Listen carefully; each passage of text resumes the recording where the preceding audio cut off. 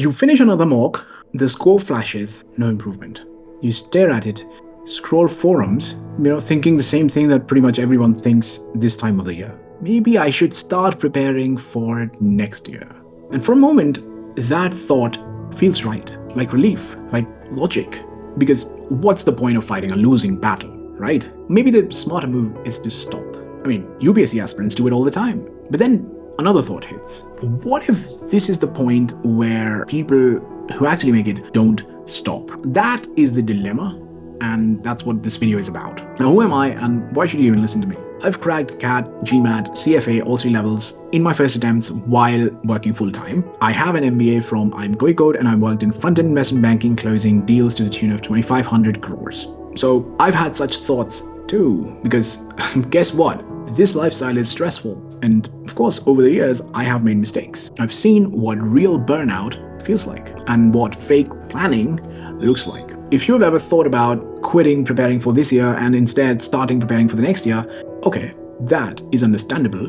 Now, let's dissect this like a case study. So if you've had this question, comment below why you think it may be a good idea or a bad one. I just want to know how you think. The single thought, next year. It feels peaceful because it removes pressure. This is nothing new. I'm sure you thought of the same when you were sort of evaluating it. You basically tell yourself that, but I'm not quitting, I'm actually planning ahead. But in reality, it is your brain creating an escape route. When your scores crash, and especially as you get closer to the D-Day, your amygdala, basically the part of your brain that handles fear, it starts firing up. Your heart rate spikes over the course of these few weeks, your logic kind of starts getting a bit fuzzy, and what is the fastest way to stop this discomfort? It's not fixing the problem. Because guess what? You can't fix any problems before November 30th, not in your brain. Best way to solve this is to simply postpone it. And this is not particular to CAT or even competitive exams. This is going to happen every single time you get closer to a deadline. It doesn't matter how prepared you are. If an event will change your life, your amygdala is going to fear it. It is just evolutionary biology hardwired in your brain that is actually causing you to sabotage yourself. And it does this because change is unpredictable. Without a roadmap, the brain prefers status quo. Status quo in your brain is always going to win. And this pull is going to revisit you at every critical juncture in your life. So regardless of whether this is a good decision for you, please remember that there's already a sense of comfort in this idea. Now let's talk a little bit about the illusion of control that we sort of have, especially in the context of this decision. So you have to consider things that you're currently taking for granted. You think that you are regaining control by starting preparing for the next year a little bit early, but are you sure that you're thinking of everything?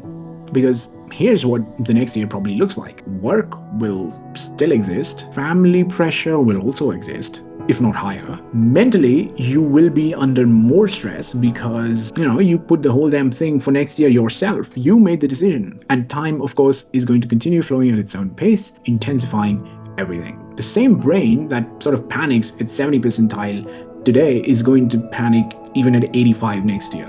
Also, what about unpredictable events? For instance, let's say you're working full-time and in April next year, your boss comes up to you and says, well, you're up for promotion if you keep working hard like this. What are you going to do then? What if you run into a personal problem next year? From that point, the opportunity this year would have looked like a golden one. So are you sure you're thinking of everything? Now, let's talk about an invisible problem, and that is slippage. Every month you stay away from the problem, your brain kind of forgets the rhythm of problem solving. There's a psychological term for that, and it's slippage. The habit fades, pattern recognition becomes dull, and when you return, it's not exactly the dramatic comeback that you'd hoped for. It's more like a rebuild. Anyway, जब MBA करने जाओगे तो तुमको realize भी होगा, and शायद already हो भी चुका हो, कि असली काम तो यार deadline के पास ही होता है. And that is exactly the reason why most people who say, I'm going to start preparing for next year, don't really start stronger. They just start slow. Momentum doesn't pause,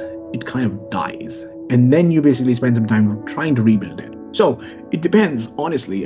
Is your problem the content or composure? I've made videos on these topics because a critical understanding of this is not only going to help you analyze this situation, but it's also going to ensure that you're focusing on fixing the right gaps if you do go into the next year. But that is not the scary part. The scary part actually has to do with what happens in your brain once you get comfortable with this idea of postponing things. Because once you do, your brain kind of rewrites the entire story. You start romanticizing the fresh start, the clean slate, we've all done that. And you will spend hours and hours making schedules, making timetables, getting new notebooks, highlighters, planners, all that stuff is going to happen. You're going to do pretty much everything you can except the one thing that truly matters right now, and that is staying in the fight. The brain loves fresh starts because they don't require confrontation, only imagination. But भाई UPSC वाले भी तो यही करते हैं, उनके लिए smart है, हमारे लिए नहीं. Good question. Before we get to that, if you've stayed till this point, hit the like button. It helps the channel with the algorithm and all that. Thank you. At this stage, most people confuse exhaustion for maturity. So you'll say, I'm being practical. No, you're being tired. There's a difference between a wise decision and a wary one. For UPSC, I get it. The amount of material that they have to go over is absolutely humongous. CAT material is nothing compared to that. Not even close. We have like 3 sections that we have to prepare for, and we don't even have to cover like 100% of the syllabus for any of it. They have a book for each and every single subject, and there are a ton of subjects. Everything that pretty much exists in the world is there.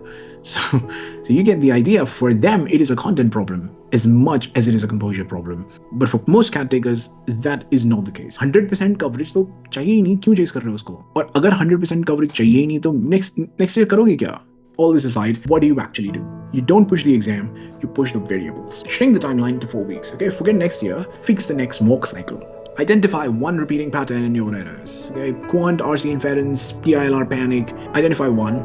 Progress is the only evidence your brain is going to trust. That is the only thing that is going to motivate you and give you the confidence that you actually need to stay calm in the exam. It is not your percentile that is stagnant, it is your system. Anyway, in January, if the result is not in your favor, you're going to know. And January to November is long enough time for you to actually make a comeback. But there is absolutely nothing that you gain if you quit now. Seneca once said that we suffer more in our imagination than in reality. Your next year is not real. It is imagined suffering in advance. This year, this chaos, this confusion, that is real training. Because the ability to stay when your brain is screaming run, that is what separates those who make it from those who don't. So if this hit home, please subscribe to the channel for regular tips and systems that you can actually use. And if you are staying in the fight, comment not next year down below. Because sometimes that's all you need, a line in the sand. Good luck.